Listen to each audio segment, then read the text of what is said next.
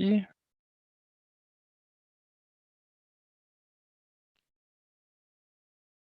então, boa noite. Me apresentando aqui rapidamente, né? Meu nome é Thiago Nicolaides.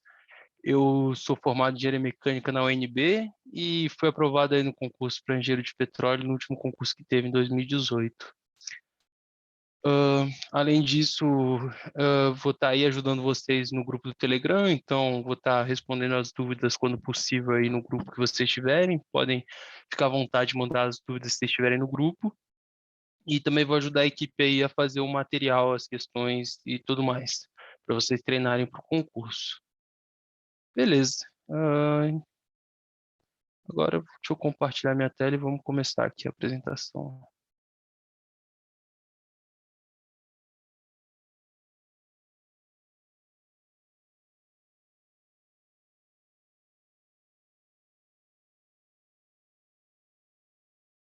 Vocês já conseguem ver minha tela? Sim.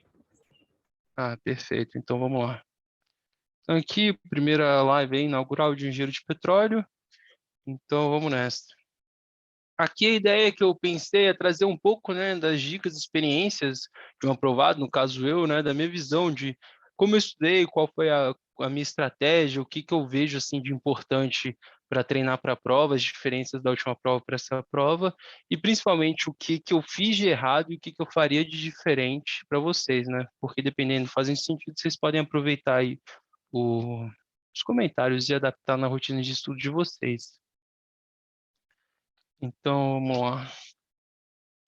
Aqui um slide padrão, então, né, algumas dicas, né? Pega um copo d'água para aproveitar a aula, coloca o fone de ouvido para se concentrar melhor, se possível, assim, tanto pelo notebook ou pelo computador que tem uma tela maior, e vai ficar gravada a gravação. Então, o pessoal aí vai gravar ela, inclusive, deixa eu checar aqui, mas eu acredito que ela está sendo gravada.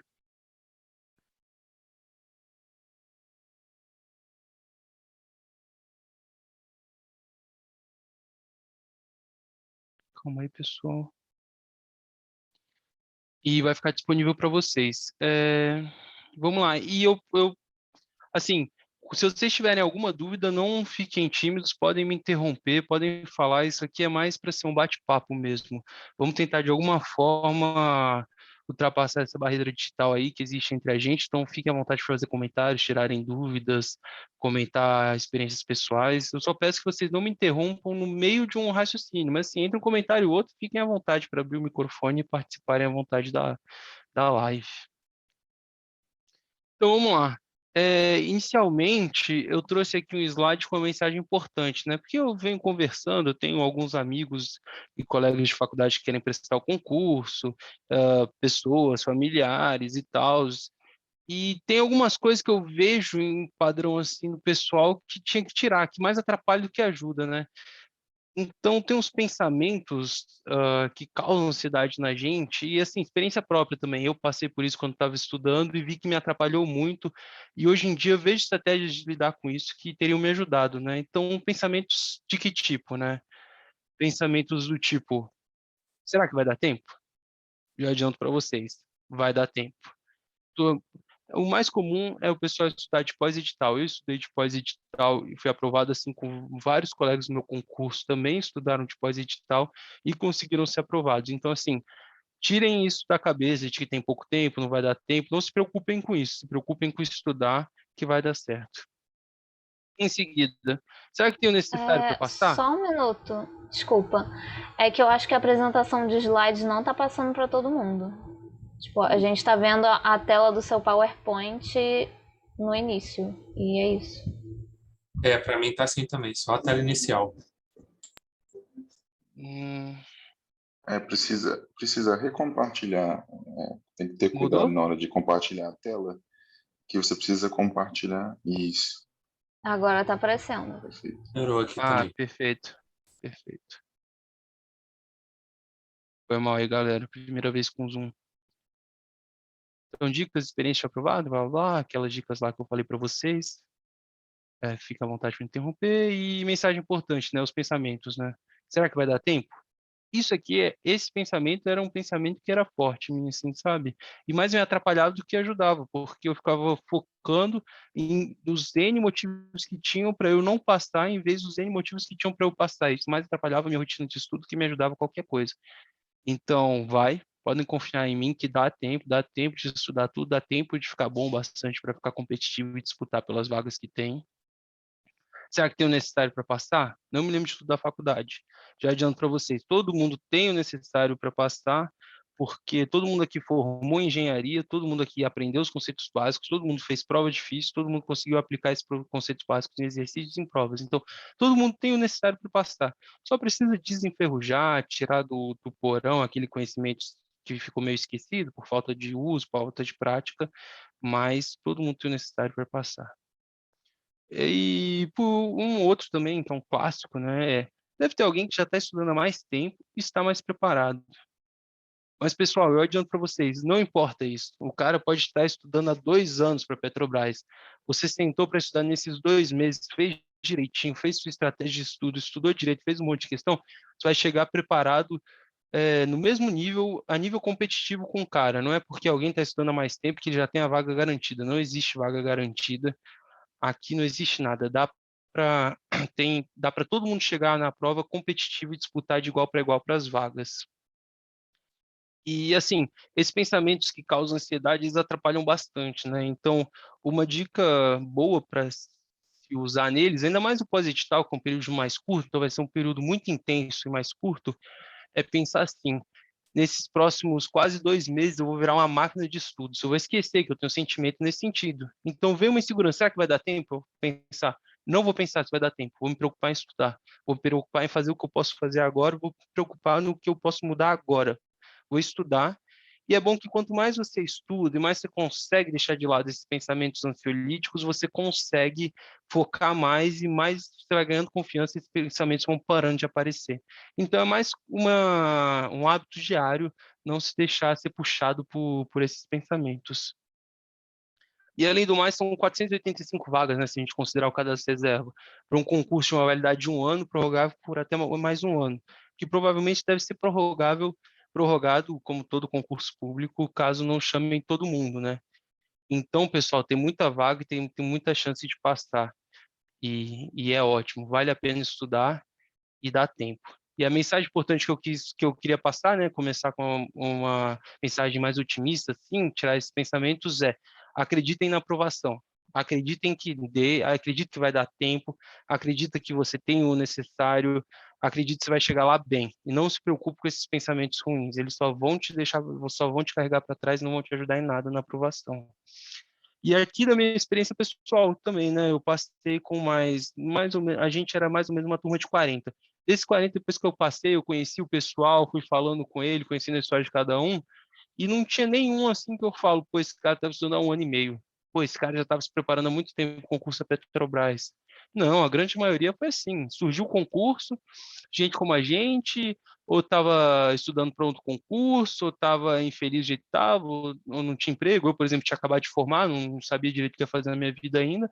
Apareceu o concurso, a gente estudou só nos países edital também, esses 2 meses.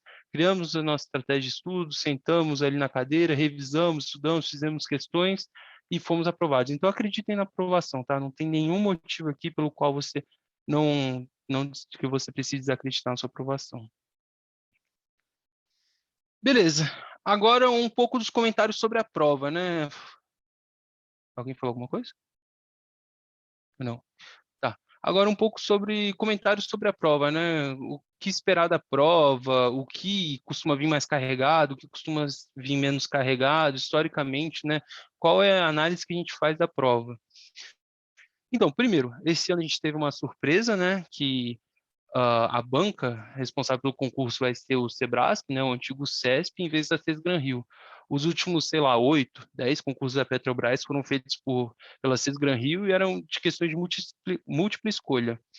Agora a banca vai ser Sebrasp, CESP e vai ser certo e errado. E com isso traz algumas diferenças, mas também traz algumas oportunidades.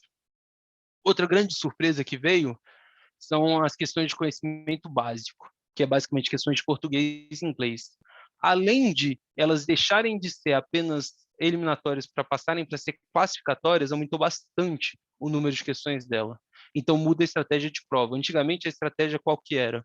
Era, bom, antigamente eram 20 questões de múltipla escolha de português e inglês, você tinha que fazer um mínimo de 10.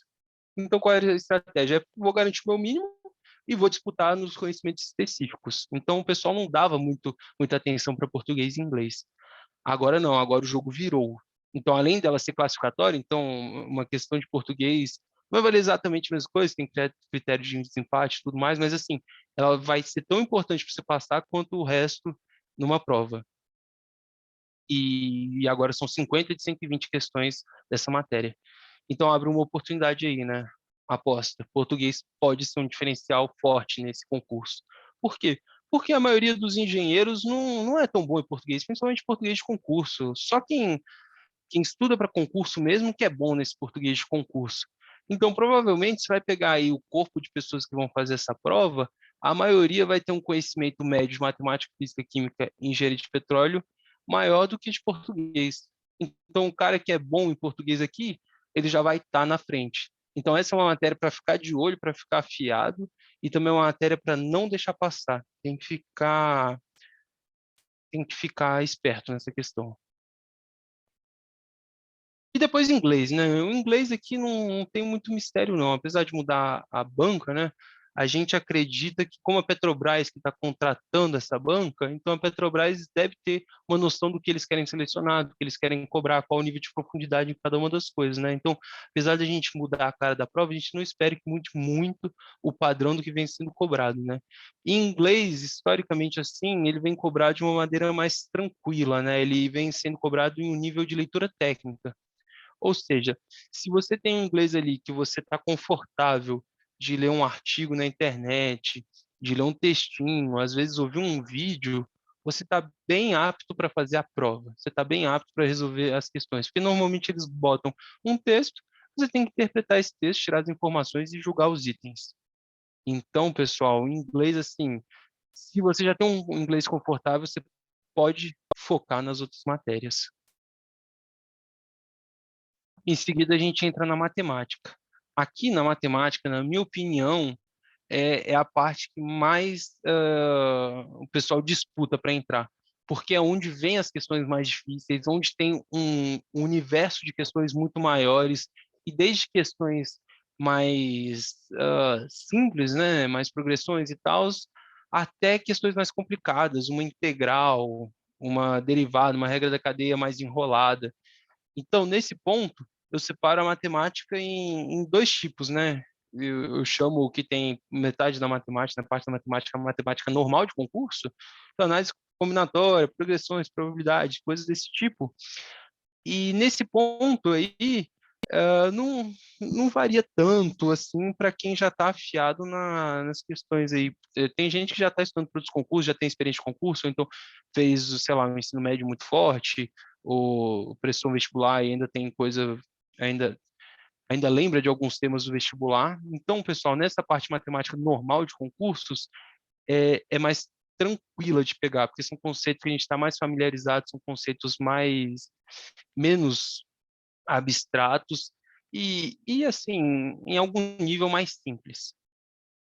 E é mais fácil de encontrar material e questão. Então, você entra em um tech concurso da vida desses e você vai achar um monte de questão dessas matérias. Você vai poder treinar bastante. Então, essa parte é mais controlada. Então, essa parte é mais tranquila de se estudar e ficar bom. Agora, a outra parte que eu chamei, né, matemática, ensino superior e engenharia, essa aqui vocês têm que tomar muito cuidado, e essa aqui vocês têm que ter muita noção de que vocês são bons, do que vocês não são bons, porque aqui é onde eu acredito que tem um dos diferenciais para você passar e ser aprovado nessa prova, né? Então, você vai ter álgebra linear, cálculo diferencial, integral, cálculo vetorial e matricial. São matérias que, por si só, já são mais abstratas, por si só, já são mais difíceis, e o material para estudar delas é mais difícil, não tem tanta questão disponível, a gente não tem um banco de dados CESP gigante com questões para treinar, então são questões que você acaba dependendo mais dos conhecimentos que você já tem no seu ensino superior, que você trouxe, ou então do que você vai aprender agora. Então, essas matérias tem que ter um carinho especial nelas, e tem que ficar bom, mas assim, sempre lembrando de continuar bom nas outras, né? Eu, por exemplo, não era tão bom em álgebra linear na época. E eu falei, pô, eu não vou aprender álgebra linear em quase 2 meses, tenho que aprender uma porrada de coisa. Então, o que que eu optei? Eu falei, bom, vou aprender o básico de álgebra linear, fazer as questões para garantir as fáceis e vou deixar as médias para o chute, né, na época. E foquei no resto.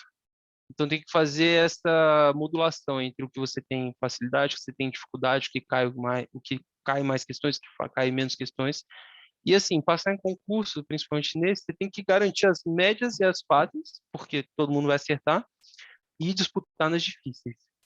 Então, é isso, pessoal.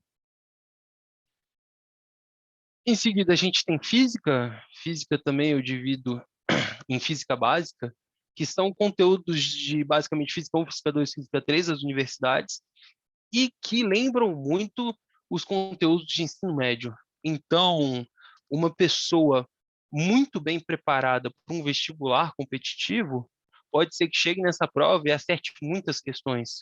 Isso até, inclusive, aconteceu, pessoal. Eu falo isso para dizer assim, que não precisa entrar no detalhe de toda a questão. Então, cai essa física básica, você tem que saber os conceitos básicos por trás, manipular as equações, saber entender os conceitos de energia, por exemplo, é mais saber os conceitos fundamentais e aplicar eles nas questões. E é engraçado que eu tenho um amigo, aqui eu vou contar para vocês terem uma noção de que essa prova não precisa saber o detalhe de tudo, mas precisa ter muitos conceitos de muitas coisas. Eu tenho um amigo da engenharia que ele passou 1 ano e meio estudando para medicina, não conseguiu ser aprovado, foi aprovado em engenharia civil. Daí ele fez 1 ano e meio de curso de engenharia civil e teve o concurso de 2014.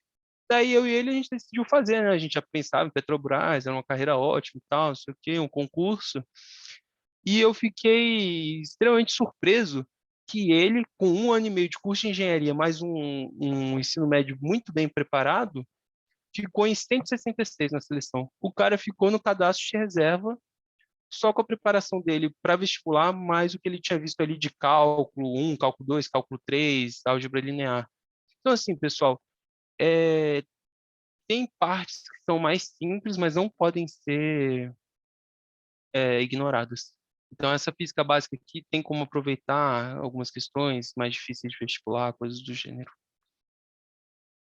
E tem a física avançada, né? A física avançada, que eu chamei aqui, é a resistência dos materiais, alguns tópicos de mecânica dos fluidos, que já foge do que a gente vê em física 1, física 2, termodinâmica, transferência de calor e massa, e aí já fica mais complicada. Mas mesmo aqui, não precisa entrar em todo o detalhe do conteúdo, você não precisa ir lá na resistência dos materiais saber todas as equações, precisa saber conceitos básicos, ou seja, o que é um movimento fletor, uma relação de Hooke, coisas do gênero, os conceitos mais básicos e fundamentais que eles vão cobrar na questão e saber aplicar eles com os números. Então, de novo, tem essa parte aí que daí aqui é mais fácil de aprender e tem mais questões, só que aqui é mais difícil de aprender e aqui você vai tirar umas questões mais difíceis e garantir mais pontos na prova. Então, tem sempre esse balanço aí em matemática e física. Química básica, pessoal, eu acho que não tem muito o que se estressar. A química básica aqui, realmente, eu acho que cai uma química. Nada que eu tenha visto no ensino superior me ajudou nessa química. As questões que eu me preparei, que eu vi, eram todas baseadas em questões que eu fiz de vestibular, assim, nada muito específico, não eram questões de químicas de concurso de ensino superior. E mesmo no concurso, eu também, que nem álgebra linear, eu falei, pô, eu não vou ter tempo de aprender bem química e ser o melhor em química. Então, como caía só, costumava cair 2, 3 questões de química, eu deixei essa química com uma preparação mais básica e só para garantir as fáceis e as médias e chutar as difíceis. Então, química básica é mais tranquilo, então você pode colocar menos horas aqui. E por último, desculpa, a engenharia de petróleo, né? A engenharia de petróleo é mais complicado porque não é normal ver isso na faculdade, não tem muito material pronto disso, é uma coisa mais difícil, que é muito específica do concurso da Petrobras, né? Então, aqui eu divido. Então, aqui o segredo é o quê? É estudar por esse livro, Fundamentos de Engenharia de Petróleo. Esse livro ele é muito bom, ele não é grande, ele tem mais ou menos 100 páginas, ele não é tamanho A4, ele é metade de um tamanho A4, dá para ler nesses 2 meses, e ele tem todos os conceitos fundamentais da engenharia de petróleo. Parece que esse livro é um dicionário de engenharia de petróleo, parece que ele te ensina a começar a falar o ABC de engenharia de petróleo. E, normalmente, as provas são baseadas nele. Com ele, você consegue fazer bem todas as provas. É até curioso, teve uma prova que eles tiraram um diagrama exatamente igual ao do livro. Então, o livro tinha um diagrama lá que ele explica uma operação, e daí eles pegaram o diagrama, botaram na prova e fizeram lá para você julgar os itens. Então, esse livro é uma boa referência para se estudar engenharia de petróleo. E, inclusive,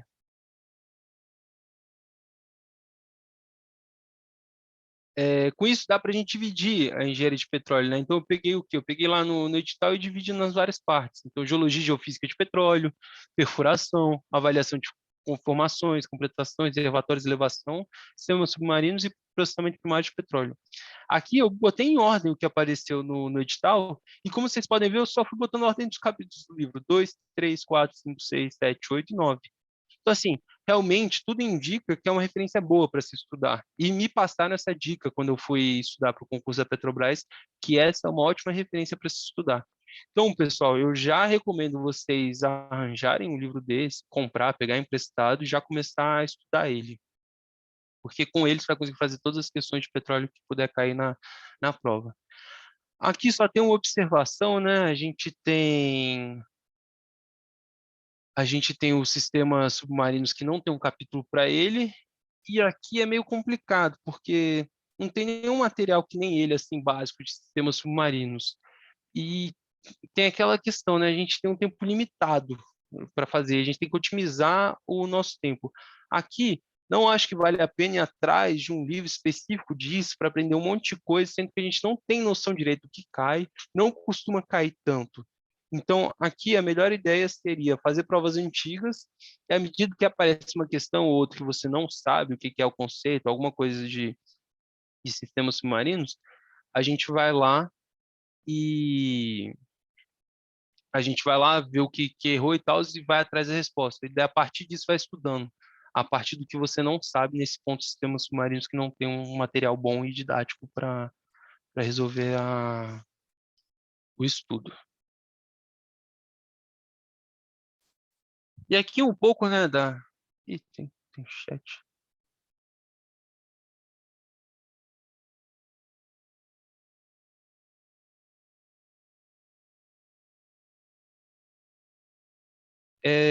No final eu respondo as perguntas do chat, tá, pessoal?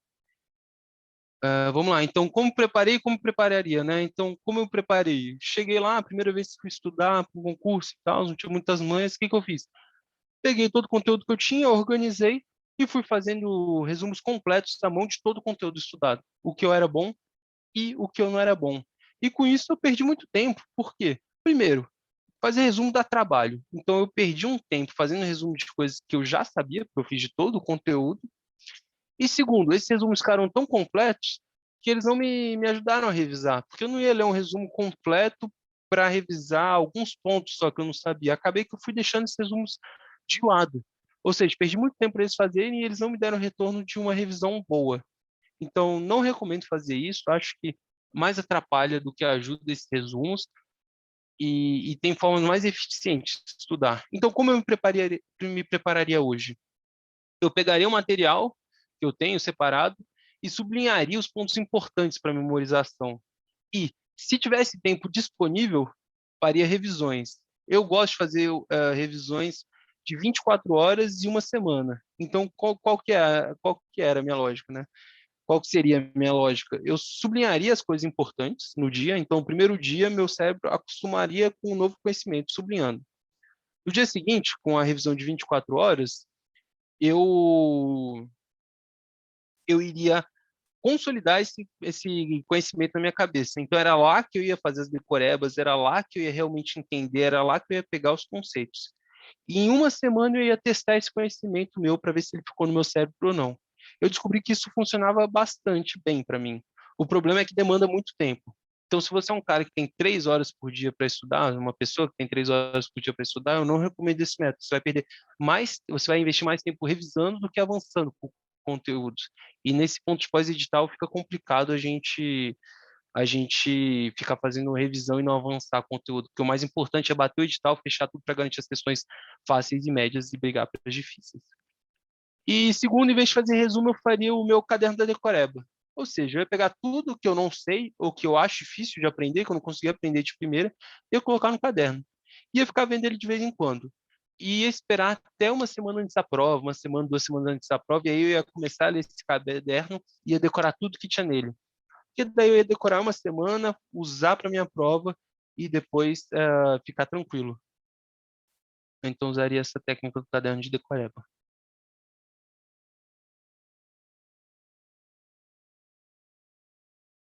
Outro erro que eu fiz, ler o conteúdo todo independente do meu nível de domínio da matéria. Ou seja, eu pensei, putz, eu quero passar nesse concurso. Tem um monte de matéria, tem um monte de gente fera concorrendo nesse concurso. Então tem que ficar bom em tudo. Para ficar bom em tudo, eu vou ler tudo.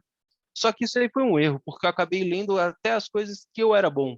Então eu perdi tempo relendo coisas que eu já sabia que eu poderia estar usando, ou para fazer questões da matéria que eu já sei, para pegar a prática na questão, ou aprender coisas novas. Então, como eu faria hoje em dia? Hoje em dia eu pegaria o conteúdo, né, e leria apenas as matérias que eu não domino pelo menos 60, 70% do conteúdo. E eu pensei nesse 70, 60, 70, por quê? Porque eu acho que é o mínimo bom ali para você já começar a fazer questão e você já matar todas as fáceis e bestas e começar a errar as médias e as difíceis. E daí, onde você for errando, você vai atrás do conteúdo, do buraco, você fala, putz, isso aqui eu não lembro direito, como que calcula isso, como que eu calculo, sei lá, um autovetor, coisas do gênero. E as matérias que eu já domino, né, eu partiria direto para resolução de questões. E aqui foi um outro erro também que eu acho que me atrapalhou para as minhas revisões. Dentro de uma grande área, por exemplo, álgebra, cálculo, física, que a gente tem vários assuntos dentro delas, o que que eu fazia? Eu só começava a estudar meu próximo assunto quando eu terminava todas as questões do assunto anterior. Ou seja, eu tinha que fazer todas as questões para avançar. Isso parecia bom na época, porque eu fazia tudo, eu falava, putz, esgotei todos os tipos de questões que podem cair, eu estou preparado para essa matéria. O problema é que eu estava preparado, sei lá, na semana 1. Daí chega no concurso, eu já não estou tão preparado como eu estava na semana 1. Então, o que eu faria? Eu pegaria todas as questões que eu tenho disponíveis e me organizaria para dividir ela ao longo de todo o tempo que eu tenho disponível para estudar, de forma que eu sempre tenha uma questão para fazer e eu sempre esteja ali revisando a matéria. Então, eu estou sempre ali afiado em tudo. Essa é a ideia de revisar por questões.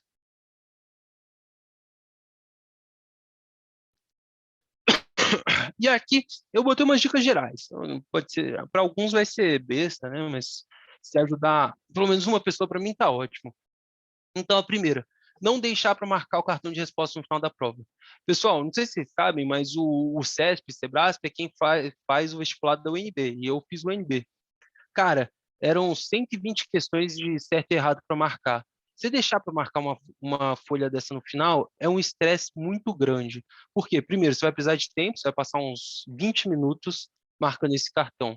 Segundo, você vai estar estressado. A chance de você errar a marcação de um item é bem maior. E você errando já era. Ou você vai perder aquele item ou você vai anular aquele item. Então pode ser um ponto que te colocaria na vaga ou te tiraria a vaga. Então, qual é a minha dica? É marcar o cartão de resposta à medida que você vai fazendo a prova. Então, por exemplo, chegou lá, a primeira parte da sua prova, você resolveu ela inteira, já vai lá no seu cartão e marca todos que você tem certeza. Todos que você tem certeza, já marca, já garantiu. Porque daí, quando chegar no final da prova, se você tiver 75 questões com certeza, seu cartão já está com 75. Então, assim, pode acabar o mundo, pode acabar o tempo que você já tem 75 garantidas. Não vai correr aquele risco de você ter preenchido 40 e acabar o tempo. Que esse é a pior coisa que pode acontecer. Dica 2. Evitar utilizar a calculadora no processo de resolução de exercício para poder criar agilidades com as contas. Por quê? Porque vocês não vão poder usar isso no concurso, né? Você tem que fazer tudo na mão ou na cabeça. E assim, conta não é genialidade, conta é prática, conta é que nem corrida, conta é você fazer várias vezes e você ficar bom nisso. Tanto é que antes a gente entrar na faculdade, a gente costuma ser melhor, né, de fazer conta, daí a gente entra na faculdade, se acostuma com a calculadora, fica com a velocidade de conta devagar e depois sai e vai prestar um concurso desse, tem que ficar bom de novo. Então, pessoal, evite utilizar a calculadora na medida do possível. Por exemplo, eu sei que teve um problema numa questão de cálculo e daí precisava usar a calculadora, mas quando não precisar, não utilize calculadora e tente ficar rápido nas contas.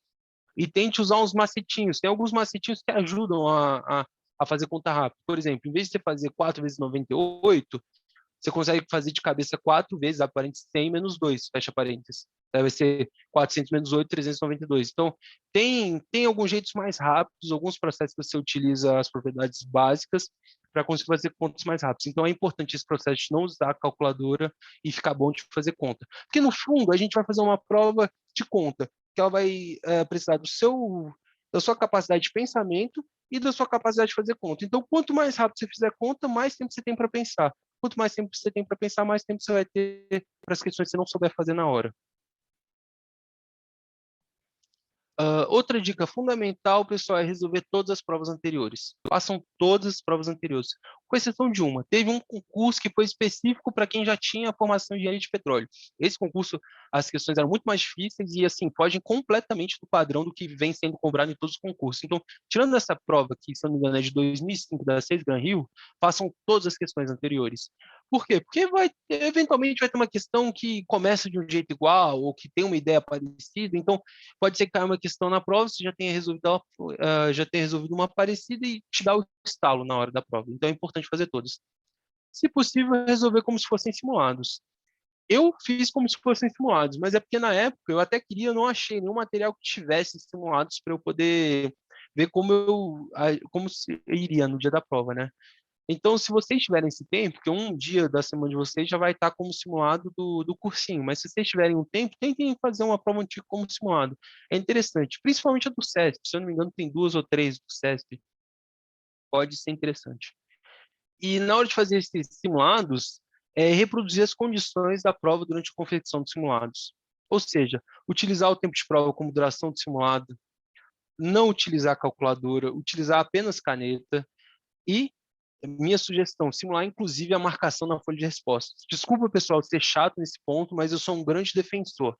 Isso parece besteira, mas é um dos pontos mais cruciais na hora da prova. Então, eu, quando ia fazer meus simulados, eu pegava uma folha e ia lá numerando, 1 até 70. E daí, durante a minha prova antiga, né, eu ia marcando e fazendo essa mesma estratégia que eu falei para vocês. Terminava uma página, eu ia lá e marcava.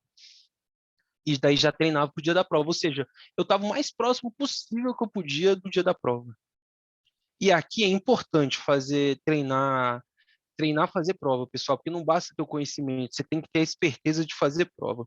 E eu falo isso porque eu estudei junto com um colega meu que formou comigo, e assim, o cara estava bem, estava afiado, chegou lá pronto para fazer a prova, só que ele se perdeu no meio do caminho.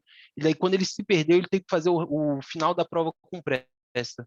Daí ele não conseguiu ser aprovado. Eram vagas mais cadastro reserva, era tipo 45, ele ficou em 160. Assim, a colocação dele foi boa, mas não foi o suficiente. Foi porque ele não treinou direito uh, o dia da prova. E aqui, pessoal, vou trazer para vocês uma técnica de prova, tá bom? Isso aí eu aprendi na minha época do vestibular, me ajudou bastante, matematicamente faz muito sentido. Então, eu vou trazer, vou explicar para vocês, e daí vocês vejam se fazem sentido para vocês usarem esse tipo de coisa ou não. Então, vamos lá. O que eu chamo de chute presumido? A gente pode classificar as questões como as questões que a gente tem certeza, as questões que a gente tem quase certeza, que é aquela que você fez, você no fundo você sabe que está certo, você só não sabe dizer direito por quê, você não sabe dizer direito de onde você tirou determinada informação, mas no fundo você sente com muita força que essa questão está certa ou está errada, que você tem certeza dela. Se você tem dúvida que você fez, você fala, putz, eu fiz, mas é aquela coisa, né? Putz, eu tenho um jeitinho aqui, pulei uns passos, não sei se está certo. E tem a sem conhecimento, né? Que você, putz, não sei nem começar a errar essa questão, não sei nem começar a errar essa questão. Então vamos lá. O chute presumido ele age principalmente em cima das questões que tem quase certeza. Por quê? Porque essas questões, normalmente, são questões que você já fez alguma parecida, você já viu isso antes, que elas ficaram gravadas no seu cérebro, meio que no subconsciente, mas no seu consciente elas não estão muito bem gravadas. Então, isso é mais como uma intuição. A gente normalmente tem uma intuição boa. E daí, quando você faz muita questão, você estuda bastante, você fica uma pessoa bem treinada, essa sua intuição ela fica boa. Então, você tem um índice de acerto relativamente bom para essa questão. Então, a ideia do chute presumido é sempre que você tiver quase certeza, você vai lá e marca. E por quê? Eu vou mostrar para vocês. Então, nesse primeiro caso, a gente tem a situação hipotética, né? 120 questões, 70 com certeza, 26 com quase certeza, 15 com dúvida e 9 sem conhecimento, não sei nem errar. O candidato 1 chegou lá e falou, não, eu não quero correr risco nenhum, eu só vou marcar o que eu tenho certeza, porque se eu errar alguma coisa, eu vou perder pontuação e eu prefiro garantir que eu não vou perder pontuação. Beleza, qual o resultado dele? Marcou 70 questões, acertou 70 questões, errou 0, ficou com nota final 70. Legal, nota boa. Mas aí chega o candidato 2. Ele fala, pô, eu vou lá, vou marcar as minhas com certeza e vou marcar também as minhas com quase certeza. E aqui a gente considera um aproveitamento que eu acho que é relativamente baixo para quem está bem treinado, de 50%. Então, nesse caso, limite dos 50%, o que a gente tem? A gente tem que o resultado dele vai ser o quê? Ele vai ter 96 questões marcadas, ou seja, ele vai ter as 70 mais as 26, só que das 26, como ele teve um aproveitamento de 50%, vamos dizer que ele acertou 13, errou 13. Então, ele acertou 83, errou 13, no final ele ficou com 70. Ou seja, ele ficou com a mesma nota do candidato 1, tá empatado com o candidato 1, mas ele se expôs ao risco de acertar mais questões. O candidato 1 estava 70 fixo, ele não tinha chance de ir para mais ou para menos, era 70. E se 70 fosse uma nota baixa para passar no concurso, uma pena, ele não ia conseguir passar porque ele só tem 70, ele só tem 70 e ele não quer arriscar. O candidato 2 tirou 70 também, mas ele já quis arriscar. E daí a gente puxa um candidato 3, e a gente fala, putz, vou botar aqui um aproveitamento de 70%. Ou seja, aumentei em 20%. O que acontece? De novo, a gente vai marcar 96, só que 70% é mais ou menos 18. 18. 70% de 26 é mais ou menos 18. Então, a gente vai acertar 88 e errar 8. No final, o saldo desse candidato 3, com um aproveitamento de 70% com quase certeza, ele ultrapassou o candidato 1, sendo que ele só tinha certeza de 70. Ou seja, se você está bem treinado e tem um aproveitamento maior de 50%, qualquer coisa que vier é lucro. Então, qualquer coisa já vai jogar a sua nota maior do que você já tinha. Qualquer coisa vai te ajudar. Então, vale a pena você arriscar mais. Então, assim, isso é uma coisa muito pessoal, tá, pessoal? Aqui eu trouxe umas conclusões, eu trouxe para vocês um pouco da matemática por trás, qual que é a lógica, e cada um sabe o quão quer aplicar ou não quer. Eu apliquei isso no meu ensino médio, há uma vida atrás, e deu certo. Mas, no fim, conclusões. É necessário e fundamental que o candidato esteja muito bem treinado para utilizar a técnica. Eu tenho certeza que vocês vão estar, vocês vão ler bastante conteúdo, vocês vão fazer bastante questão, vocês vão fazer as provas antigas. Então, vocês vão estar bem treinados. Resolvendo questão, entendendo onde errou, onde acertou, o porquê, fazendo, vocês vão ficar bem treinados. Segundo, o grande problema de ser um cara que não arrisca é que é possível que com o número de questões que você tem certeza, não chegue num número razoável para passar. É possível que 70, por exemplo, candidato 1 fosse bom para passar, mas talvez 80 fosse. Talvez ele precisasse, ou então, por exemplo, digamos que a nota de corte é 85. O cara só sabe 70, beleza, vai marcar, não vai tirar -1 de nada, mas ele não vai passar. Inclusive, eu tive um colega de ensino médio que foi assim, né? Ele falou, só vou fazer o que eu tenho certeza, chegou lá e tirou uma nota horrível no vestibular dele.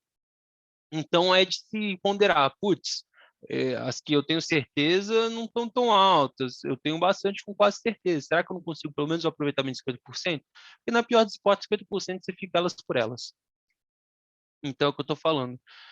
Caso você tenha um aproveitamento, entre aspas, maior que 50%, qualquer coisa é lucro.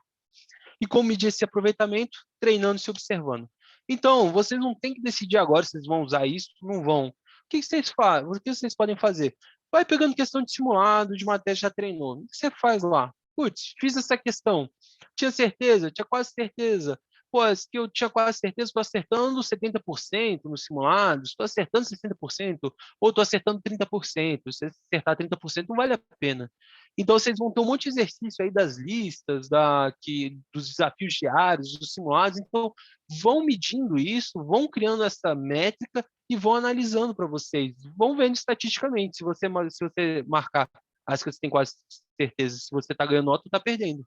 Porque, no fundo, se você fizer 5 simulados, nos 5, você ganhar pelo menos um ponto com isso, chega na hora da prova, a tendência é que você vai ganhar pontos também com essa estratégia. Então, é uma estratégia de provas bem curiosa. E quanto a dicas, experiências, percepções da prova, era isso que eu tinha para trazer para vocês, pessoal. Alguém tem alguma dúvida? Oi, boa noite. Boa noite, pode falar. Eu não consigo ver seu rosto nem seu nome, tá? Desculpa, mas fica à vontade. É Lucas. Meu nome é Lucas. Boa noite a todo mundo. Eu queria perguntar com relação ao tempo de prova. Eu estava revisando os concursos anteriores da mesma banca, né? Acho que 2007 e 2008. Aí a prova era dividida no turno da manhã e da tarde. Essa prova, pelo que tudo indica, ela só vai acontecer em um turno, né? Então a gente vai ter que gerenciar bem o tempo de prova. Se você puder comentar um pouquinho sobre isso. Ah, não, perfeito. E é que nem eu falei, meu amigo que não passou, ele não gerenciou bem o tempo de prova dele. Então, qual que é o segredo? É fazer simulado e no simulado você se colocar à prova. Você faz simulado e vê lá se o tempo está adequado ou não. Você fala, putz, fiquei muito tempo em português. Tem que reduzir o tempo em português para deixar mais tempo para específica. Então, essa questão de tempo de prova não tem muito uma resposta certa, ela é uma coisa mais de experiência. Então, você vai fazer, de repente, vai fazer um simulado, não vai terminar ele. Aí, no segundo, você já fala, putz, vou perder menos tempo aqui e vou reservar mais tempo ali. Ou então, você vai falar, pô, cheguei numa questão muito difícil que eu pensei que eu soubesse fazer, mas fiquei 5 minutos dela e não fiz. E daí, esses 5 minutos poderia ter investido em questões mais fáceis. Então, é mais uma percepção de você saber quando vale a pena você investir o seu tempo ou não na prova e quanto você quer investir em cada matéria. Por exemplo, eu sugiro investir pouco em inglês, investir mais em português, agora que português vale uma pontuação considerável, sabe? Mas tem uma dúvida que Eu, não tem, é que a segunda parte é a principal da prova, assim, que você não pode errar. eu pergunto isso também por conta do critério mínimo lá de pontuação no bloco específico e básico, né? O critério mínimo de pontuação no bloco específico ele é maior, acho que tem que fazer 21 pontos, né? E no Uhum. básico são 10 pontos, que tem que fazer o saldo de 10 pontos. Ah, com certeza. Mas assim, pessoal, esses mínimos, não precisem se apegar muito a eles, porque se você tira uma nota suficiente para passar, com certeza você vai tirar esses mínimos. Dificilmente alguém tira uma nota muito alta sem tirar esses mínimos, porque eles não são quantidades muito altas em relação ao número total de questões, sabe? Então, eu, se fosse vocês, não me preocuparia muito com esse mínimo e preocuparia com aumentar a nota total mesmo, porque naturalmente você vai bater esses mínimos. Claro, se você não deixar nada para trás, né? Porque se você fala, pô, eu vou começar a deixar essa matéria, essa matéria, essa matéria, essa matéria, quando você vê o seu bloco 3, você deixou 60% dele sem estudar. Daí você tem que se preocupar. Mas se você dá uma revisada geral e aprender meio que um pouco de tudo que você precisa saber, dificilmente você vai ter problema com os mínimos. Eu não tenho experiência com CESP, né, mas das provas que eu fiz da CES Gran Rio, assim, os mínimos eram relativamente tranquilos de se bater, assim, sabe? Beleza. E a meta é terminar a prova, tá, cara? Então, você está falando, você está preocupado com o mínimo, deixar tempo para resolver o mínimo bloco 1, bloco 2 e tal. Não, cara, se preocupe em terminar a prova. O principal é terminar a prova. Você tem que fazer todas as médias e todas as faces da prova. Terminou, daí você vai ver lá. Algumas difíceis você já vai ter feito, outras você vai precisar investir o tempo, daí você volta na questão e refaz ela, investe seu tempo e tal.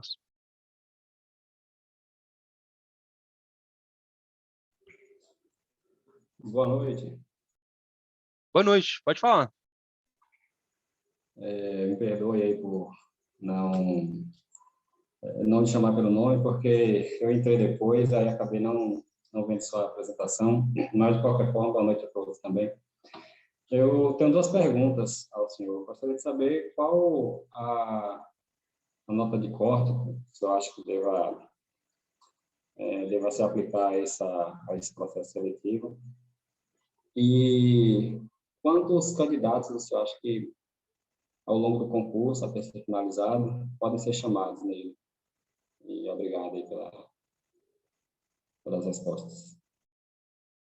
Não, claro, tranquilo. A nota de corte, cara, é muito difícil, porque faz muito tempo que o CESP faz uma prova, assim, logo de certo e errado, com fator de correção. Então, eu diria que essa nota de corte não vai ter muito a ver com o que a gente já vinha vendo da CES Gran Rio.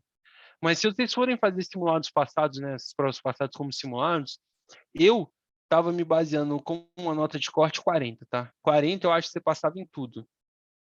Então, não vai ajudar para esse próximo, mas para os passados já ter uma noção se você está bem ou não no conteúdo. Se você tirar 40, que é 90% da parte específica, isso 40 de 50 da parte específica, tá, pessoal? Essas questões, essas provas de Gran Rio, esquece português e inglês, que nem eu falei, o pessoal só fazia o mínimo e ia disputar no resto. Então, 90% é uma boa. Agora, no SESC fica difícil falar, porque não dá para falar, acertar 90% da parte específica, porque vai depender do fator de correção, que é ruim para você, mas é ruim para o seu vizinho, é ruim para todo mundo, né? Então, acaba que derruba tudo.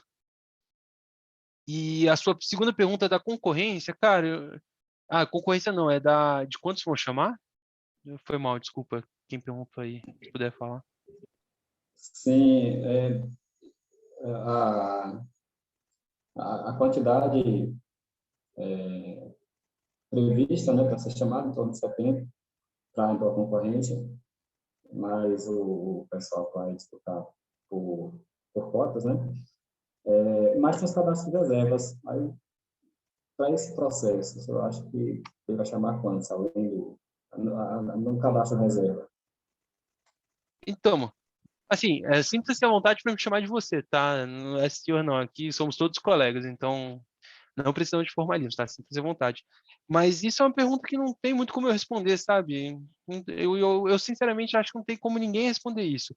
O que a gente sabe é que as vagas vão ser chamadas. Então, 70 pessoas vão ser chamadas até o final do concurso, até o edital parar de valer. Porque isso é lei, não tem nada a ver com Petrobras, é lei. Agora, o cadastro reserva, aí fica uma grande incógnita. Se você for ver, historicamente, a Petrobras chama todo cadastro reserva, tá bom? Assim, não tem nada a ver com a realidade de hoje, o que aconteceu ontem não necessariamente prevê o que acontece hoje. Mas, historicamente, ela chamou todo mundo, menos o concurso de 2014, que ela só chamou realmente as vagas, que foram 8 pessoas. Então, cara, não tem muito como saber, não. O que eu sugiro é o quê? Estuda forte para ficar nas vagas. Mas se ficar no cadastro reserva, também fica feliz, porque tem uma chance de ser chamado. Eu, particularmente, fiquei no cadastro reserva, tá bom? Então, eu fiquei no cadastro reserva e continuei fazendo minhas coisas na minha vida, procurando outros planos B, caso não fosse chamado. Felizmente, fui chamado e me encontrei lá, mas né, não tem muito como responder isso.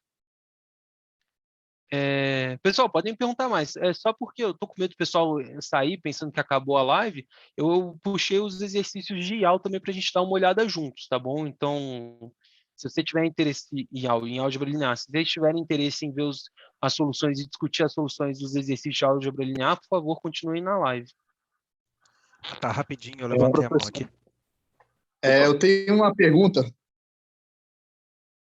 Pode fazer, manda aí. Seguinte, eu estava vendo aqui o cronograma, né?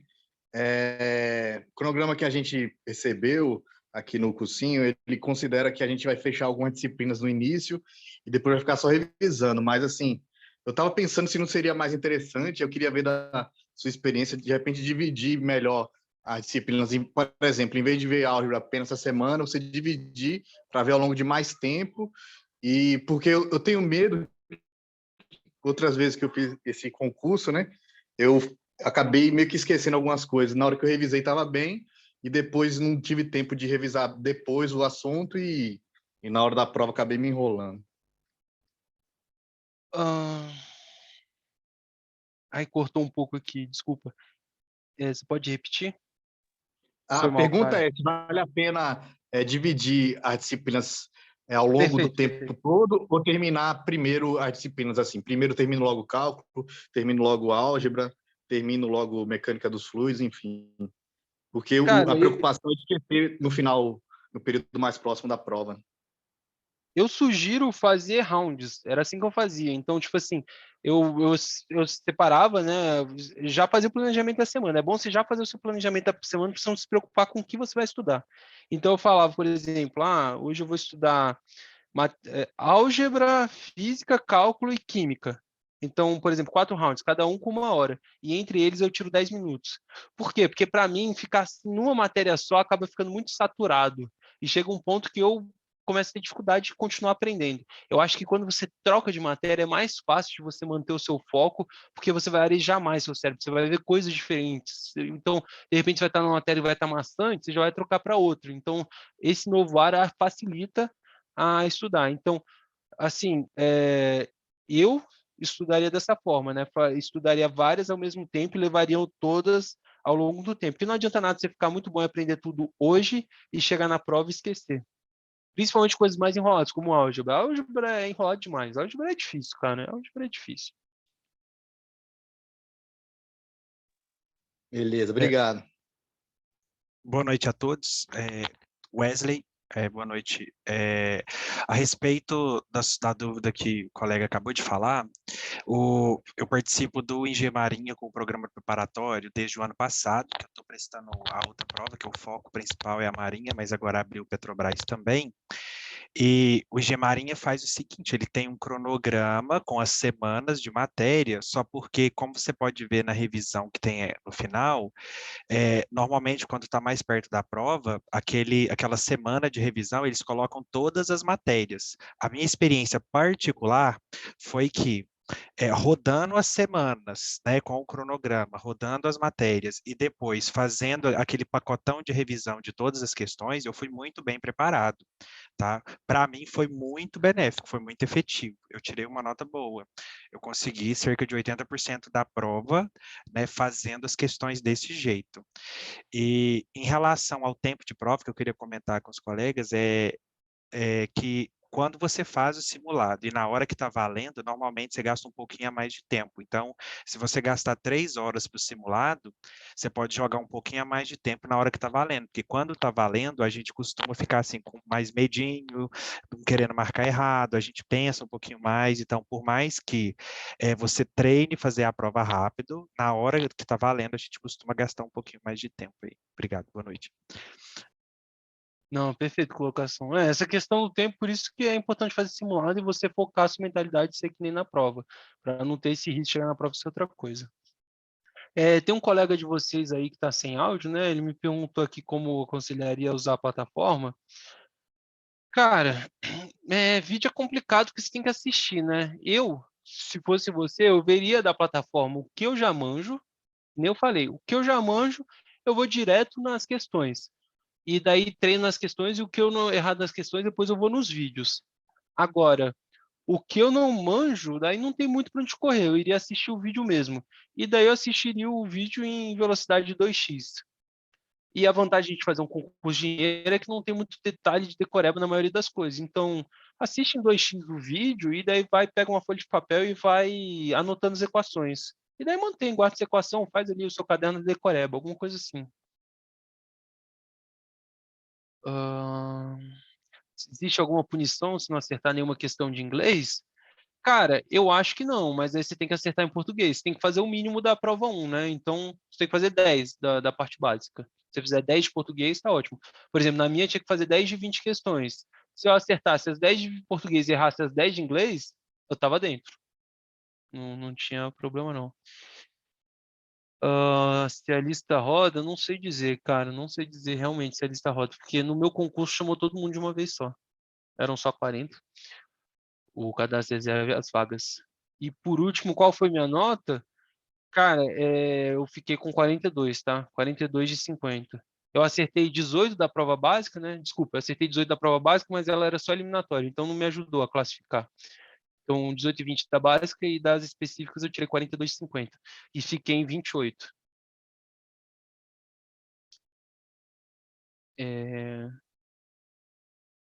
Beleza, eu acho que é isso, né, pessoal? Das dúvidas, então, partir para álgebra linear? Ou vocês querem encerrar, a gente deixa para outro dia? Ô, O professor, Lohan tá com a mão levantada ali, ó. Ah, perdão, fala aí, eu não consigo ver mãos, não. Quem quer falar aí? Acho que o colega da mão deve ter só esquecido a mão levantada. Oi, boa noite, pessoal, professor. Estou aqui na expectativa da álgebra. Ah, não, tranquilo. Então, vamos lá. Não, só tem uma última pergunta que faço. Cara, alguma técnica por quais questões começar? Não, eu vou pela ordem da prova. Eu vou fazendo a prova, é fácil, é rápido, eu faço. É fácil, é rápido, é fácil. É demorado, mas eu sei fazer, eu faço. É demorado, não sei fazer, eu não sei fazer, deixo para depois. Basicamente isso. Daí depois eu vejo aonde eu vou investir o resto do meu tempo de prova. Mas vamos lá então, pessoal, para álgebra. Álgebra é enrolado mesmo, álgebra é complicado. Então, eu trouxe aqui a solução da lição de álgebra linear, tá? E daí a gente vai discutindo aí as questões. Então, vamos lá. Nossa questão 1. O conjunto de R2 com as operações de soma e multiplicação abaixo é um espaço vetorial. Então, até comentaram, né, esse detalhe aqui. Isso aqui realmente não foi erro, não. Isso aqui é... Vamos fingir que se a gente somar dois vetores, por exemplo, a soma deles, na verdade, vai ser a soma dos primeiros componentes e a subtração da segunda componente, tá? E a segundo produto que a gente conhece. Então, é um espaço vetorial? Então, primeiro, o que precisa para ser um espaço vetorial? Ele precisa obedecer às propriedades de soma e de multiplicação já definidas. Então, vamos começar pela multiplicação, né? Essas são as propriedades de multiplicação que precisa obedecer para ser um espaço vetorial, ou seja, AB vezes V tem que ser igual a vezes BV, A mais B vezes U tem que ser igual a U mais BU, A U mais V tem que ser igual a U mais AV, e se você multiplicar 1 pelo seu vetor, ele tem que ser igual a ele mesmo. Não vamos mostrar aqui, mas de fato, a nossa multiplicação do jeito que faz, ela permite isso, ela obedece às propriedades, e é o que eu falo aqui, não é necessário demonstrar essas 4 propriedades, porque, assim, isso aqui é o que a gente está acostumado, né? Isso aqui é o que todos nós já fizemos alguma vez na vida. Então, cara, você olhou isso aqui é igual ao que eu fiz, nem checa a multiplicação. Isso aqui já é esperteza de prova, tá? Você não vai se preocupar. Você falou, cara, isso é exatamente o que eu conheço na minha vida inteira, ninguém nunca me falou nada demais disso. Então, isso aqui é um espaço vetorial. Isso aqui faz ser um espaço vetorial. Agora a gente tem que checar a soma. E daí na soma que está o nosso problema. Então, já a operação de soma ela necessita respeitar também algumas propriedades diferentes. A gente tem que U mais V mais W tem que ser igual a U mais VW. U mais V tem que ser igual a V mais U. E tem que existir algum vetor nulo, né? Tal que U mais o vetor nulo seja igual a U. E a gente tem que U mais menos U seja zero. Então vamos lá, a gente vai analisar cada uma das propriedades a seguir. Então, propriedade 1. Então vamos trabalhar com vetores genéricos, né? Então a gente vai ter um vetor genérico U, um U2, um vetor V e um vetor W. Então, propriedade 1. O que eu faço? Somo U mais V e depois mais W. Então, a primeira componente é só somar normal, né? Como a gente pode ver aqui, a primeira componente a gente soma normal e a segunda que a gente subtrai. Então, a segunda vai ficar o quê? Vai ficar U2 menos V2, somei esses dois primeiros, e depois eu vou somar W. Então vai ser menos W2, que a gente tem isso aqui. Agora, quando eu agrupo parênteses no outro par, então vai ser U mais V mais W. Então, o primeiro, beleza, ele é igual, tranquilo, mas o segundo fica diferente. Por quê? Primeiro eu somo V com W, então fica V2 menos W2. Daí, quando eu somo U com essa soma, vai ser U2 menos o resultado da soma. Daí, como vocês podem ver, a primeira propriedade já não é cumprida. Ou seja, a gente já matou nosso item aqui, tá bom, pessoal? Então, aqui você já iria lá, colocaria o quê? Perguntar um espaço. Já colocaria um errado, passaria para a próxima questão, acabou. Não ia olhar, já é marcar no seu cartão de resposta também, porque você não quer deixar ele para o final para não ter esse estresse, ia continuar. Mas aqui vamos continuar só pela didática. Então, propriedade 2, vamos lá. U mais V tem que ser igual a V mais 1. Então, eu faço a mesma coisa. U mais V vai dar o quê? Vai dar 1 mais V1, U2 menos V2. Quando eu fizer V mais U, U vai ser V1 mais U2, mais 1, desculpa, aqui é um errinho. E vai ser V2 menos U2. Opa! Esses dois são diferentes. Se eles são diferentes, cara, a propriedade 2 também melou. A propriedade 3 está certa, né? Porque vai ser o 1 mais 0 e o 2 menos 0, que vai ser o 1, o 2. Então, a propriedade 3 é a única que está ok. E a propriedade 4 também vai dar errado, porque vai ser U mais menos 1. Então, vai ser U1, U2 mais menos 1 menos U2. Quando você somar isso aqui, o primeiro vai se anular, beleza? Vai ser a primeira componente do vetor nulo. Mas quando você fizer U2 menos U2, você vai ter 2U2. Ou seja, vai ser diferente do vetor nulo. Como ela não respeita as propriedades 1, 2 e 4, a gente tem que o gabarito dessa questão é errada.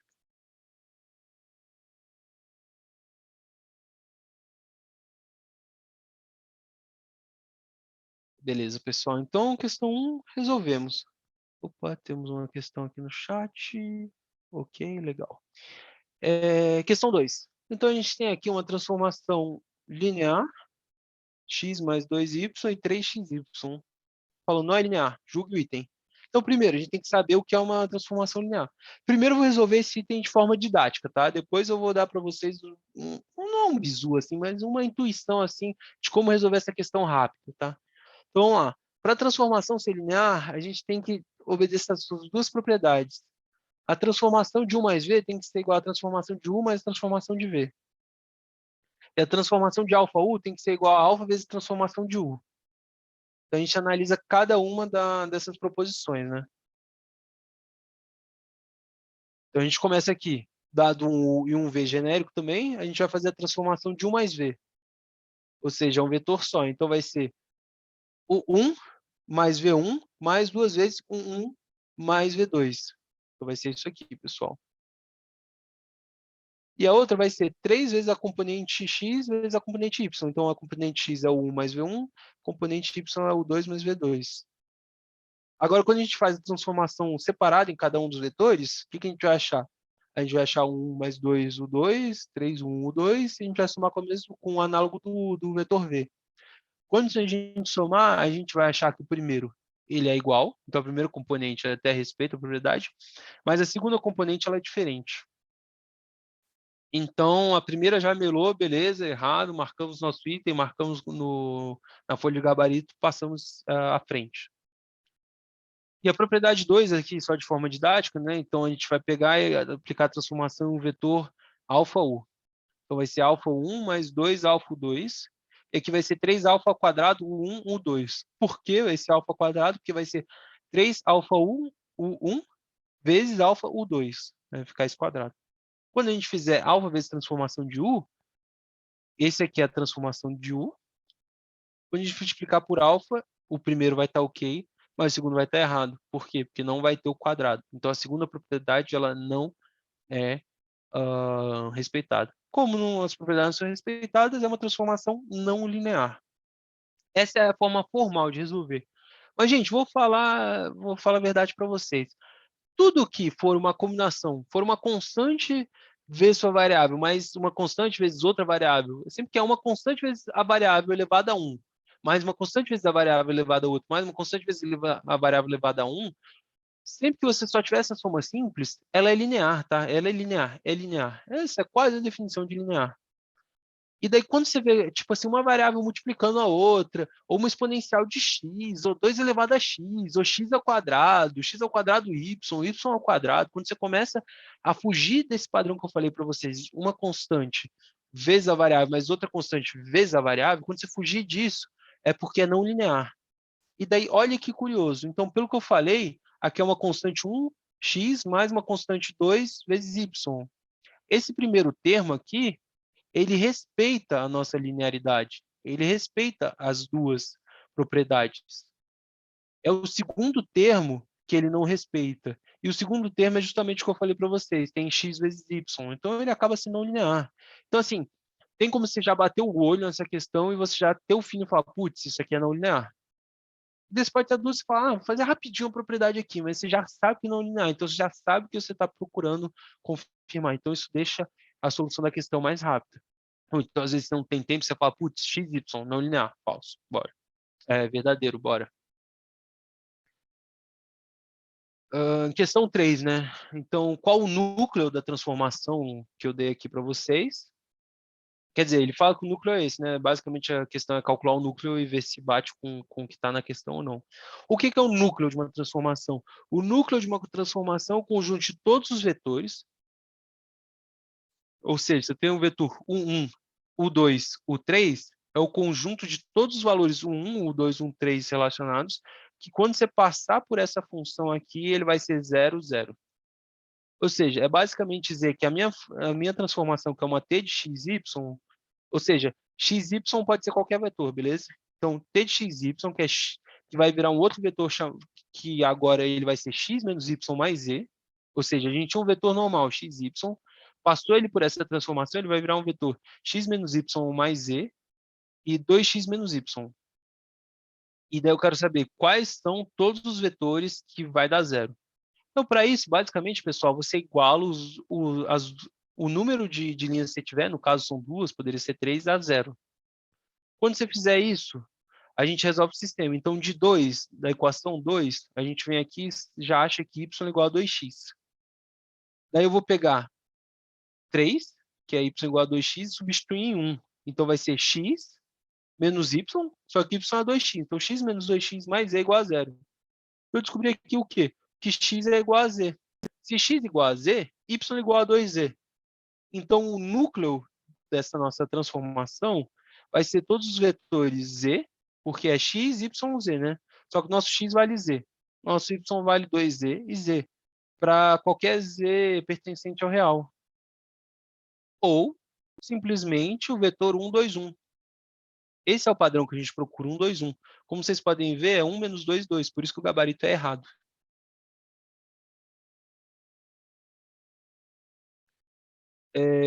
Questão 4? Questão 4, vamos lá. A questão 4 era para calcular autovetor e autovalor, tá? Porque, assim, é uma coisa chata, uma coisa não intuitiva, mas você aprende uma vez, você sabe para sempre isso. Para sempre não, mas você sabe. Então, vamos lá. Na transformação linear aqui que eu dei para vocês, 4x mais 5y e 2x mais y, tem-se que o autovetor u igual a 1, 1 está associado ao autovalor lambda de u igual a 6.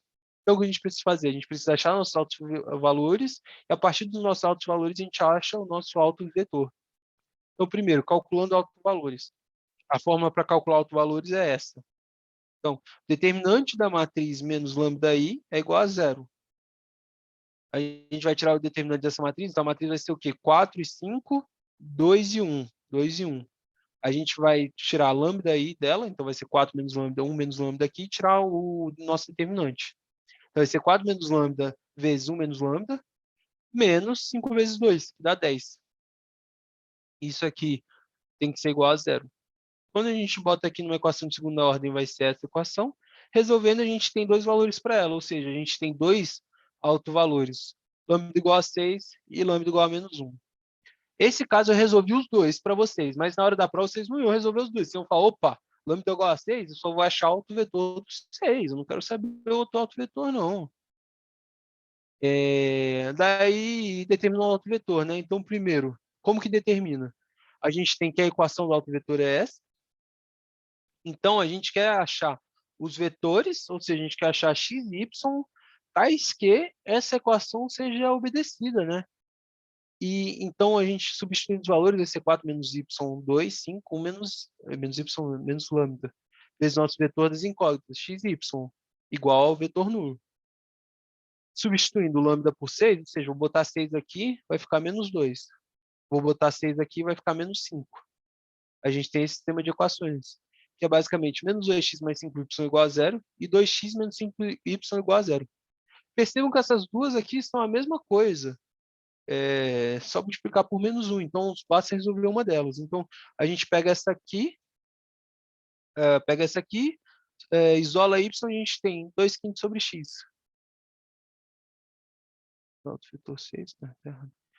Portanto, os autovetores associados a lambda igual a 6 são x e 2/5 de x para x diferente de 0. Então, já está errado essa questão. E daí, só por didática, né? Então, a gente vai ter agora o lambda 2 igual a menos 1. A gente vai fazer exatamente o mesmo processo, então eu vou pegar menos 1 e botar aqui. Então, 4 menos menos 1 vai dar 5. 1 menos menos 1 vai dar 2. Então, vai ser 5, 5, 2, 2. Vai ser o sistema 5x mais 5y igual a 0, 2x mais 2y igual a 0. De novo, são iguais, basta resolver só um deles. E resolvendo um deles, tem que y igual a menos x. Então, aqui, ó, V2, o nosso autovetor 2 vai ser x menos x, para x diferente de 0. E daí, dessa forma, tem-se que o vetor 1 não é o autovetor associado ao valor menos 1 dessa transformação, e nem menos 6. Eu errei aí as formas, mas está errado. E, por último, a gente tem aqui a nossa questão 5. A nossa questão 5 ela é uma questão que parece muito difícil, mas se você souber o conceito, ela é tranquila. E assim, eu acho que essa é a filosofia das questões da Petrobras. Você pode ver, as questões, elas não são muito trabalhosas de contas, elas não são normalmente muito demoradas, mas grande parte delas você precisa de uma sacada. Ou seja, e a sacada não é uma coisa assim, um site genial, normalmente você precisa ter os conhecimentos básicos do conteúdo muito bem fixados. Então, nesse caso, pode falar, alguém vai falar alguma coisa? Então, nesse caso, é saber qual que é a definição de um autovetor, né, e um autovalor. Ou seja, a definição de um autovetor ou um autovalor é o que? É que se a gente pegar a transformação, por exemplo, a gente tem aqui, ó, que esse U é um autovetor, e lambda de U é o autovalor dele. Então, se a gente pegar e aplicar a nossa transformação T em U, a gente vai encontrar o quê? Vai encontrar lambda U vezes U. Ou seja, T de U é 4U. Então, como a gente faz? Aqui, ele diz que é um operador linear, então é uma transformação linear. Se é uma transformação linear, ela respeita aquelas propriedades que a gente viu mais cedo, ou seja, ela respeita essas duas propriedades aqui. Você pode quebrar elas em duas e você pode tirar a sua constante dentro dela. É o que a gente vai fazer aqui. Então, a gente vai pegar, transformar isso aqui, T de 3U menos V vai ser igual a 3T de U menos T de V. Pela definição de autovalor e autovetor, transformação de U sendo um autovetor vai ser lambda U vezes U. E a mesma coisa para V, lambda V vezes V. E aí você substitui aqui o valor dos vetores dos autovalores, você vai achar 26,6, que é o valor que estava na questão. Então, é correta a questão. E era isso, pessoal. Dúvidas de novo. Agora, da matéria mais cabeluda. Tenho uma dúvida em relação a uma das questões. Na questão onde você, no núcleo da transformação, eu gostaria de saber se vale jogar z igual a 1 e achar os valores respectivos para x e y. Cara, nesse caso você poderia. Deixa eu voltar aqui na questão. Calma. O núcleo aqui. Você fala já jogar z igual a 1 desde o início, né? Isso porque é um sistema possível indeterminado, né? Então eu tenho infinitas soluções para, dependendo do parâmetro que eu escolho para z. E aí, para facilitar a solução, se eu jogar z igual a 1 e achar valores para x e y, eu acharia 1, 2, 1. Eu não sei se Sim. procede ou se foi só para esse caso específico que deu certo. Então, nesse caso, vai funcionar. E assim, normalmente, se for um sistema desse tipo que você falou, se você botar igual a 1 desde o começo, vai dar certo no final das contas. Porque no final das contas, a gente substitui uma das variáveis por um valor e forma o resto. Mas assim, eu recomendaria vocês, né, todo mundo, né, a fazer o de forma mais genérica possível, porque você nunca sabe como a questão vai cobrar. Porque se eu tivesse botado um z igual a 2, qualquer coisa do gênero. Normalmente a gente usa z igual a 1, mas assim, é melhor você se acostumar com essa forma mais genérica, você fica mais preparado para diferentes formas de abordar o problema, entende? Mas funcionaria, cara. Eu só tô falando assim, eu não recomendo para todos os casos. Mas nesse caso aí seria uma condição necessária ou suficiente? Porque Nesse caso ia dar certo. Nesse caso ia dar 100% certo. Mas o núcleo da transformação pela resolução do sistema, são infinitos vetores, né? Isso. Porque o sistema ele é indeterminado. Então, a afirmação ali no enunciado ela está errada, porque ela só cita um desses vetores, né? Então, mas na álgebra linear o pessoal consideraria, se fosse 2, consideraria certo, tá? Você pode pegar qualquer livro de álgebra linear e o pessoal chega nessa equação aqui, numa resposta dessa, considera 1 e toca para frente.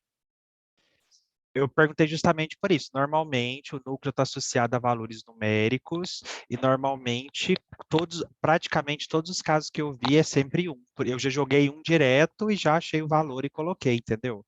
Eu acho que ajudaria a ganhar tempo da resolução da questão. Como você mesmo disse, generalizar é complicado, mas para esse tipo de prova, que as questões serão simples, eu acredito que é uma boa estratégia. Viu o núcleo, já jogou 1 direto no sistema, acredito que vai dar bom. Aí, pessoal, tá? Aqui eu acho que não ia facilitar muito não, porque assim, você ia botar 1 aqui, só que ia ter um valor de número, mas você ia escrever alguma coisa que ia estar no lugar do Z. Então, se você chamar o Z de 1 ou chamar de Z, para você resolver o seu problema é a mesma coisa, sabe? Mas se você se sente mais confortável, aí tudo bem. Acho que vocês têm que fazer a questão do jeito que vocês se sentirem mais confortáveis e mais confiantes. Uma dúvida, essa forma de resolução Z igual a 1 só funciona se a gente identificar que o sistema é possível e determinado, como os colegas comentaram, ou sempre vai funcionar independente? A gente fazer essa Não, não, não, verificação não. antes. Não vai funcionar sempre, não. Por exemplo, se aqui a gente tivesse uma transformação de t de x, y, z em 3 valores aqui, a gente teria que zerar as 3 componentes. E daí você teria 3 variáveis para 3 equações. Então, estaria bem fechadinho o seu sistema. Isso só funciona como o colega falou, quando você tem um sistema indeterminado, né? Ah, perfeito. Eu fiquei com mais uma dúvida.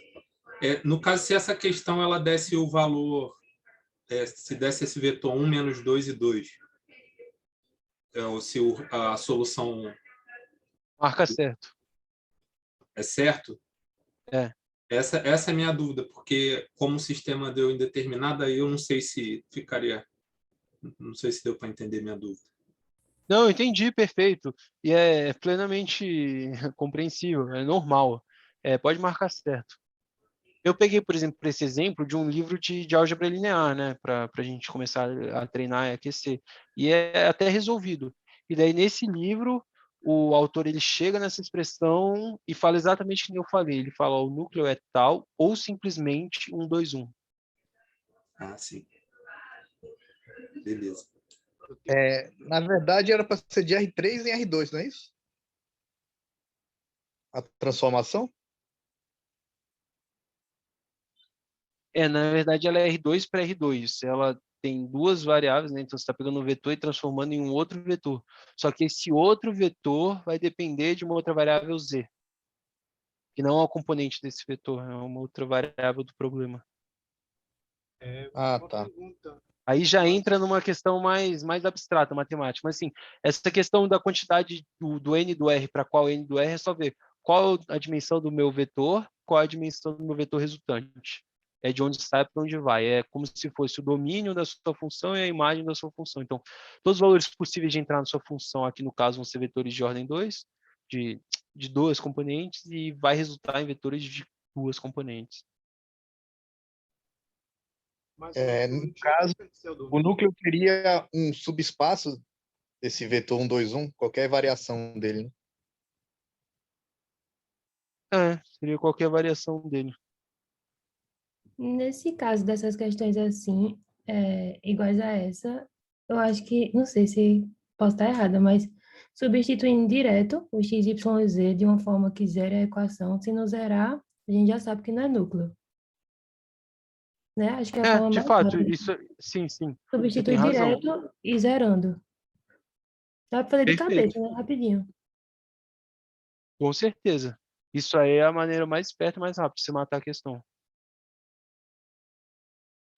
Ou seja, então se eu substituir aquele par 1 menos 2 e 2, que é a afirmativa, se não der 0, já marco errado. Isso. Boa. Eu também não tinha pensado nessa mais rápido, não. Eu já vi, já zerei. Mas a nossa colega aí foi bem perspicaz. pergunta aí do amigo sobre o R2 e R3, eu achei ela interessante, que eu vi umas perguntas, umas questões de provas anteriores que perguntavam a dimensão do subespaço, né? Aí...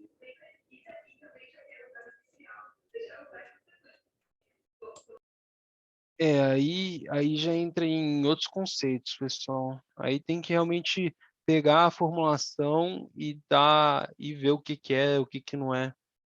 Assim, o que eu sugiro de álgebra, cara? Porque álgebra é uma matéria difícil e é difícil aprender álgebra em 2 meses, você tem que aprender outras coisas, inclusive engenharia de petróleo, né? O ofício de vocês do futuro. Então, eu estudaria álgebra, veria os vídeos que o pessoal tem, pegaria esses conceitos mais básicos. Então, o que é um subespaço, o que é aquilo, o que é aquilo, e daí cairia para dentro das questões. Mas, assim, vocês têm que pensar, às vezes, para vocês acertarem 100% das questões de álgebra, vocês vão precisar de, sei lá, digamos, 20 horas de estudo. Para acertar 80%, vocês precisam de 5 horas de estudo. Meio um diagrama de Pareto, sabe? Então, às vezes, é melhor você pegar e aprender o básico ali, saber as médias, as fáceis, algumas difíceis, e focar em ficar bom em todo o resto. Porque não adianta nada você virar o gênio da álgebra e, de repente, ser ruim em engenharia de petróleo. Que vai que cai 5 questões de engenharia de petróleo e cai, sei lá, 7 de álgebra. Você acertou a 7 e errou a 5 de petróleo, sendo que dessas 5, 3 eram fáceis. Ou seja, 90% do pessoal do concurso acertou essas 3, sabe? Então, é isso. Mas a álgebra é bem abstrato.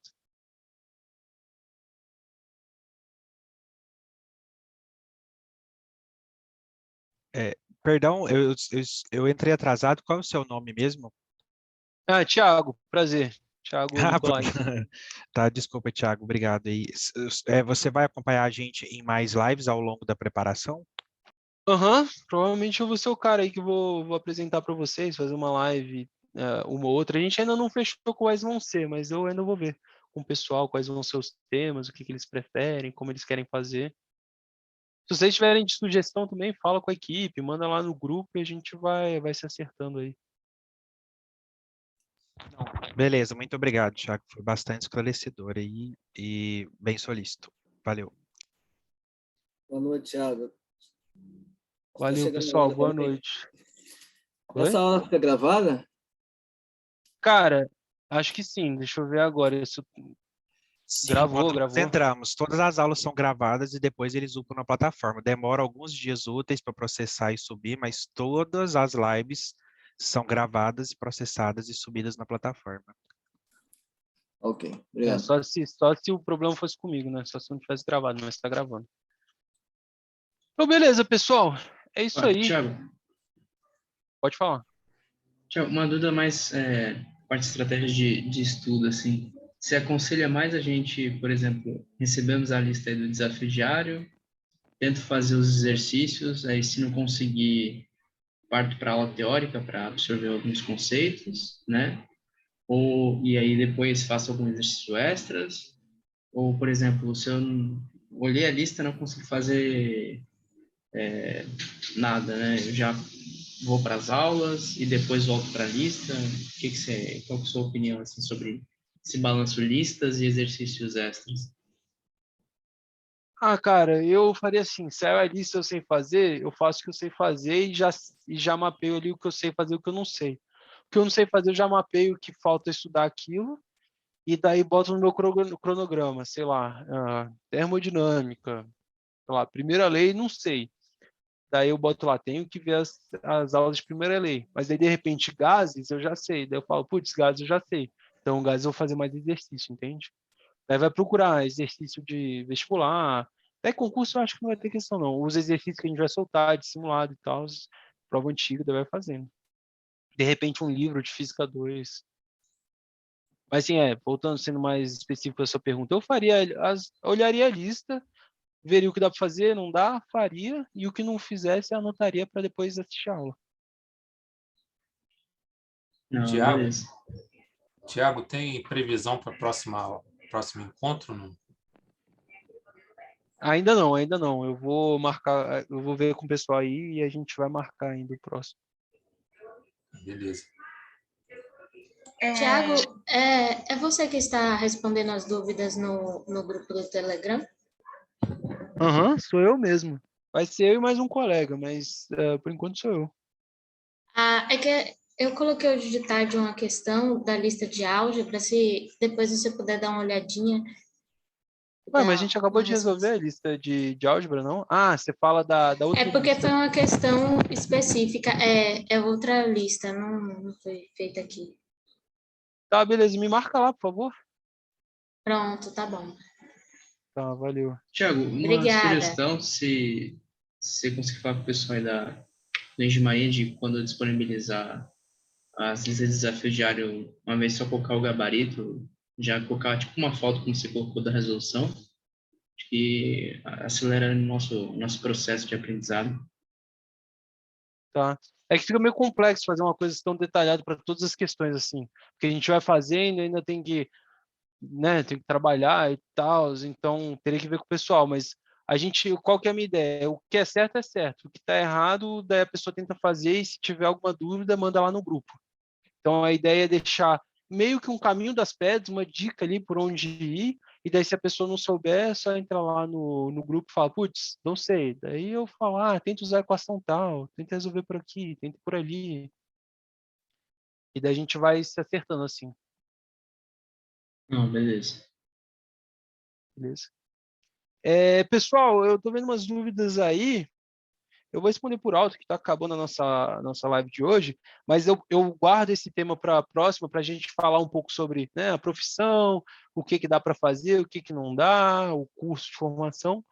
Mas, assim, respondendo a pergunta da nossa colega Emily aí, a gente não está trabalhando. Todo mundo que passa tem que fazer um curso de formação, que normalmente é 1 ano, não sei se vão mudar ou não, porque, de novo, o passado não necessariamente prevê o futuro, mas o curso que eu fiz foi 1 ano. Depois que você termina esse curso, você participa de um processo seletivo interno lá para tentar conseguir a gerência que você quer. Então vai depender de para onde você quer ir, se o cara para onde você quer ir também quer que você vá e tal, e daí vai dando match de todo mundo e daí você começa a trabalhar.